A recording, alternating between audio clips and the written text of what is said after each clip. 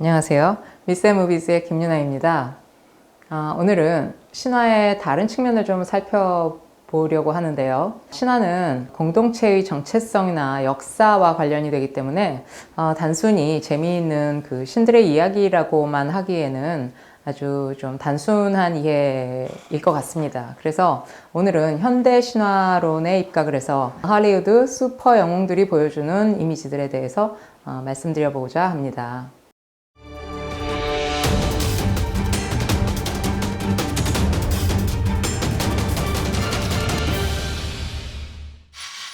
20세기 중반이 되면서 신화를 바라보는 시선은 변화합니다. 공동체의 이데올로기나 신화의 사회적 의미 같은 것들이 이제 비로소 연구되기 시작하죠. 독일에서 히틀러가 등장하고 또 1921년에 라디오가 시작이 되고 또 2차 세계대전 이후에 텔레비전 같은 그런 대중매체들이 발달을 하면서 어떤 신화의 긍정적인 면보다는 신화가 가지는 부정적이거나 혹은 이데올로기적인 측면이 많이 부각이 되게 됩니다. 이런 관심을 가진 학자들로는 에른스트 카시러와 롤랑 바르트가 대표적입니다. 카시러는 나치가 등장하는 전체주의화하는 독일에서 사람들의 잘못된 믿음이 국가 차원의 부정적인 신화가 되어간다고 생각했습니다. 그래서 국가신화라는 개념을 주창합니다. 그런 국가신화는 그 힘이 너무 막강해서 아우슈비츠 수용소의 그 홀로코스트를 가능하게 했다. 그렇게 이제 설명을 합니다. 신화의 강력한 힘이 정치 세력에게 악용되는 것이고, 이때 신화는 사회 체제를 유지하기 위한 어떤 드라마틱한, 극적인 그런 장치라고 본 게 카시러의 시각이었습니다. 특히 롤랑 바르트는 라디오와 텔레비전 같은 대중매체가 등장하면서 대중 조작을 용이하게 만드는 현대 신화의 메커니즘을 밝혔습니다. 그는 대중매체의 위력이 그 집단사회에 심어놓은 신화의 이미지 그리고 행동구조 같은 것들을 분석해냈습니다. 영화는 사운드와 이미지가 동시에 보여지고 들려지기 때문에 훨씬 다른 매체들보다 굉장히 강력한 힘을 가집니다. 여러분들이 고등학교 국어 시간에 시 공부를 할 때 늘 공감각적 이미지가 훌륭한 표현이다 이런 거 들으신 적이 있을 거예요. 신화의 그런 스펙타클한 이야기와 또 영화의 정말 진짜 같은 이미지가 만나서 아주 감각이 극대화되는 방향으로 발전해 온 것이 그 방향으로 발전한 것이 최근에 블록버스터 영화들의 상향입니다. 영화의 이미지는 엄청나게 강력하죠. 한번 본 이미지들은 오래 기억에 남기도 하고 또 말이 필요 없는 경우도 굉장히 많습니다. 그러면 여러분들이 헐리우드의 슈퍼히어로들을 떠올려 보실 수가 있는데요. 한번 떠올려 보실까요? 아이언맨의 의상과 방패, 또 원더우먼의 복장, 또 휘날리는 막 성조기를 들고서 날아가는 슈퍼맨의 이미지, 또 스파이더맨도 예외는 아닙니다. 성조기로 마치 옷을 해서 입은 것 같죠. 그리고 이제 디즈니가 만든 최초의 장편 애니메이션이었던 백설공주의 그 백설공주도 이전에는 사람들이 다 각각 상상하던 그 제각각의 백설공주 이미지를 통합, 획일화 시켰다고 볼 수 있죠. 그것이 이미지의 힘입니다. 그 이후에 그 백설공주 애니메이션 이후에는 백설공주는 모두 똑같은 모습으로 우리가 기억을 합니다. 그 모습을 떠올려 보면 이 말하자면 뽕소매 원피스 그 세 개의 성조를 한번 보세요. 그 성조기의 색들로 이루어져 있습니다. 할리우드의 이미지 상징 조작은 여러 영화들에서 찾아볼 수 있지만 성조기는 그 중에 가장 손쉽고 또 미국인들의 애국심을 아주 솟구치게 만드는 그런 무엇보다 강렬한 이미지 같습니다. 이처럼 성조기를 두른 할리우드의 슈퍼 영웅들은 미국적 가치의 대리자들이라고 할 수 있습니다. 그들은 세계를 구하고 지구를 지키고 영웅들의 그런 모습을 아주 반복적으로 만들어내고 학습시키면서 어떤 세계 영웅이라는 이미지 메이킹을 지속적으로 확장하고 있는 것이죠.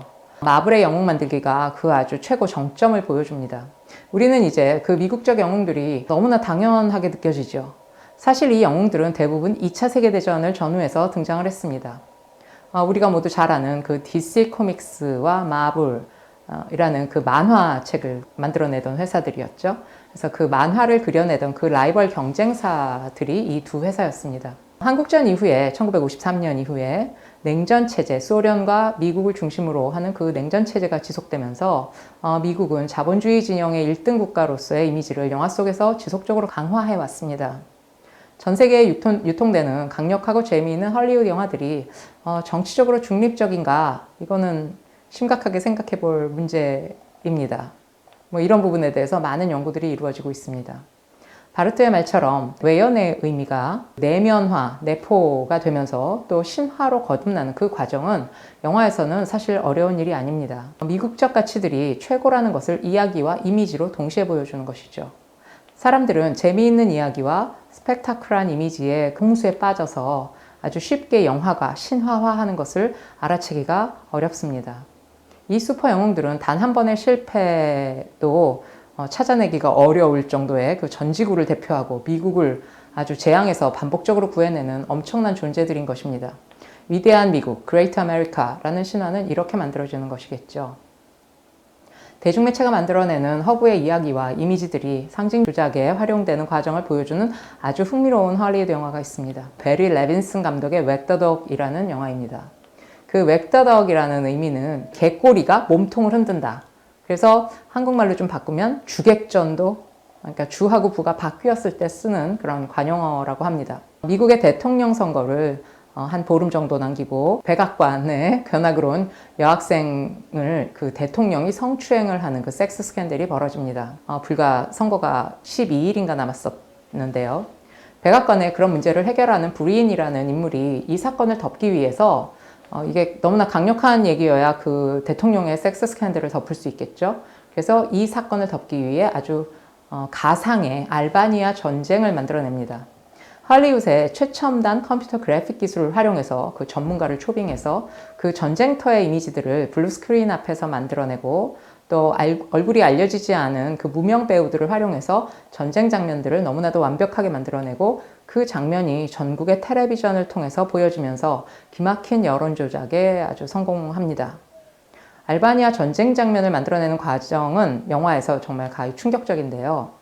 그 소녀 배우가 알바니아 전통 의상을 입고 하얀 고양이를 안고 그 폭격을 피해서 아주 겁에 질려 달아나는 장면, 그 장면의 어떤 배경 소리들, 효과음들, 그런 것들을 아주 완벽하게 구성해냅니다.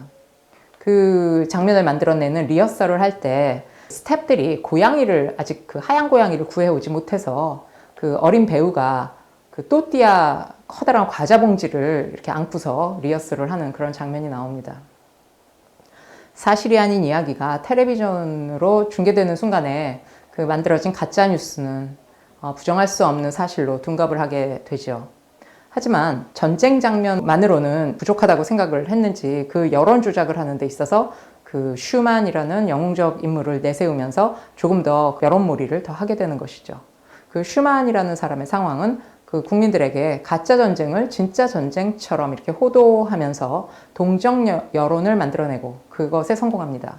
하지만 이 슈만이라는 인물이 예상치 않던 사고로 죽게 돼요. 그래서 그런데 이제 죽은 것을 가지고 다시 그 사람을 아주 무슨 전쟁용으로 재탄생시키는 과정을 보여줍니다. 그 결과 말하자면 국민들의 마음을 움직였다고 봐야 하나요? 대통령은 89%라는 아주 압도적인 지지율을 보이면서 재선에 성공합니다. 이런 그 어떻게 보면 대통령 만들기 사기극이라고 할 수 있는 그 이야기는 종결이 되지만 이 영화가 보여주는 것은 미디어를 통한 대중 조작의 어떤 적나라한 모습을 보여줍니다. 놀랍습니다. 최근 우리 사회의 그 가짜 뉴스가 창궐하는 것, 그리고 그에 따른 피해나 혹세무민의 이런 상황들도 바르트의 이 현대 신화론으로 우리가 해석을 해볼 수 있는 여지가 있습니다. 오늘은 신화의 부정적인 측면에 대해서 이야기해 보았습니다. 여기까지 하도록 하겠습니다. 들어주셔서 감사합니다.